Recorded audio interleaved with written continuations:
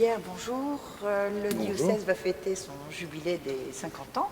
Est-ce que vous pouvez nous dire pourquoi ce jubilé et comment ont démarré les diocèses, on va dire, comment ont été proclamés les diocèses d'Île-de-France?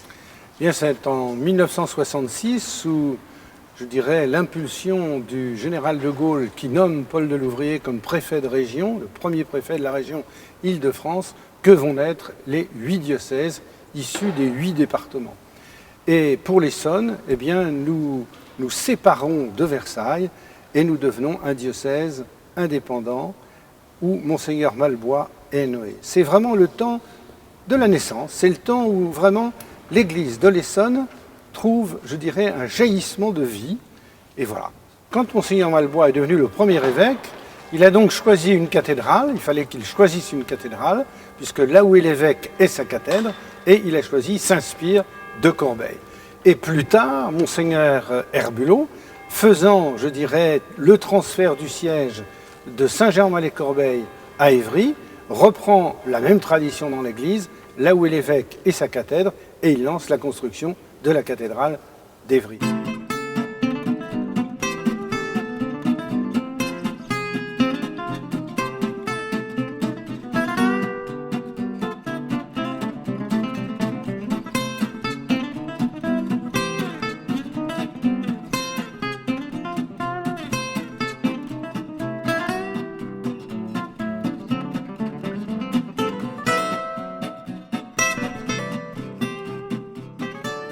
Alors bien sûr, l'histoire dans notre département est riche au point de vue architecture chrétienne.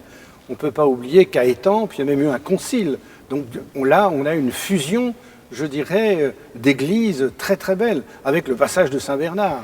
On a également l'église de Chilly-Mazarin, qui dépendait de la famille de Monaco.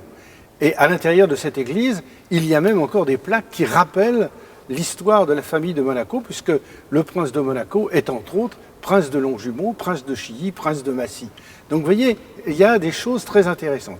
Et puis il y a d'autres, je dirais, d'autres églises assez originales que peu de gens savent. Par exemple, Saint-Pierre-Saint-Paul de Évry, c'est là qu'il y a eu la première messe, je crois, du couronnement, la messe du couronnement royal, parce que celui qui avait fait cette partition de musique habitait ici Évry, etc., etc. Donc il y a beaucoup d'églises.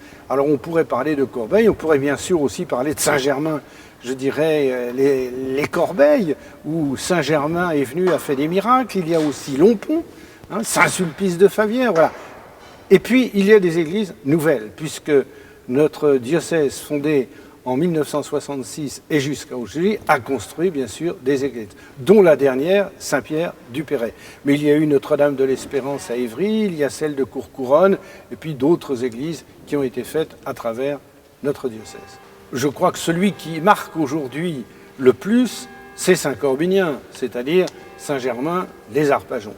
Et c'est pour cela que la ville d'Arpajon, Saint-Germain-les-Arpajons est jumelée à Munich. Et c'est pour ça que quand nous avons construit la cathédrale d'Évry, nous avons repris, je dirais, le souffle de Corbinien, un souffle missionnaire, et que nous nous sommes de nouveau, je dirais, mis à l'écoute de Corbinien et de la fondation de son diocèse de Munich. Et ce qui est assez intéressant, c'est que Monseigneur Herbulot, dans cette cathédrale, a fait mettre une statue de Saint-Corbinien. Mais cette statue de Saint-Corbinien, si vous le remarquez, elle n'est pas en hauteur, la statue n'est pas en hauteur, elle est au niveau du siège épiscopal, pour montrer que l'évêque d'aujourd'hui est successeur pastoral de Corbinien. Et ça a été un désir de Monseigneur Herbulot. Il n'a pas voulu que Saint-Corbinien soit en hauteur, mais à la hauteur des évêques, comme souffle, je dirais, pour l'évêque actuel, de l'élan missionnaire de Corbinien. Depuis peu, il y a dans la cathédrale le trésor de la cathédrale. C'est-à-dire que nous avons lancé un appel et aux congrégations religieuses et aux paroissiens diocésains en disant, voilà, qu'est-ce que vous avez de religieux chez vous que vous seriez prêts à donner pour faire le trésor de la cathédrale? Et ça, c'est assez intéressant. Dans beaucoup de cathédrales, on va visiter le trésor. Et bien maintenant, on vient ici et on visite le trésor de la cathédrale, qui est le don des diocésains, qui marque aussi l'histoire du diocèse et en même temps l'histoire des familles. d'où des brassards de communion, d'où des robes de première communion, d'où des ex-voto, d'où des crucifix, des choses qui sont très, très émouvantes. Nous avons une particularité dans ce diocèse, 50 ans d'existence, et à ce jour, tous nos évêques sont vivants. Et ça, c'est formidable.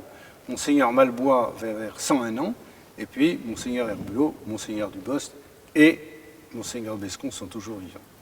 Je crois que le premier évêque a été Monseigneur Malbois, qui était auxiliaire du diocèse de Versailles, qui est nommé ici.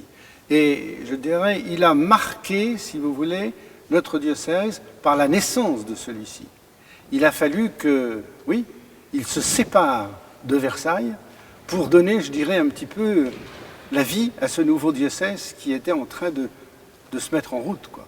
Ça a été l'homme de la séparation et l'homme de l'organisation. Et puis est arrivé Monseigneur Herbulot, qui a été, je dirais, l'homme de la construction. C'est-à-dire qu'au bout de l'organisation, il a fallu se dire, maintenant, il faut trouver des lieux, il faut bâtir, il faut construire, il faut rassembler, il faut réunir. Et je crois que Monseigneur Herbulot a été justement l'évêque de la construction. Pas simplement la construction d'un évêché, d'une cathédrale, mais la construction d'un diocèse. Je crois que c'est lui qui a été le rassembleur et qui a donné une force très grande au peuple en Essonne pour faire justement l'Église en Essonne. Et Monseigneur Dubost est reparti, je dirais, voulant faire le lien Église, diocésaine, secteur et paroisse. Et il reprenait aussi là ce que Monseigneur Herbulot avait voulu, le travail prêtre laïque. Mais je dirais, on est la naissance, ensuite on bâtit, on grandit, et ensuite on se disperse, on devient missionnaire, mais je dirais, les trois évêques ont été missionnaires. Monseigneur Dubost est arrivé dans le diocèse, et après que Monseigneur Herbulot, je dirais, ait voulu que vraiment le diocèse soit rassemblé, etc., l'effort du père Dubost, c'est l'effort de la Pentecôte. C'est-à-dire, on se disperse pour être missionnaire, pour être témoin. Et d'être témoin prêtre laïque, comme nous avions connu l'impulsion de Monseigneur Herbulot, c'était la suite, mais en même temps montrant très très fort la place des secteurs et la place des paroisses.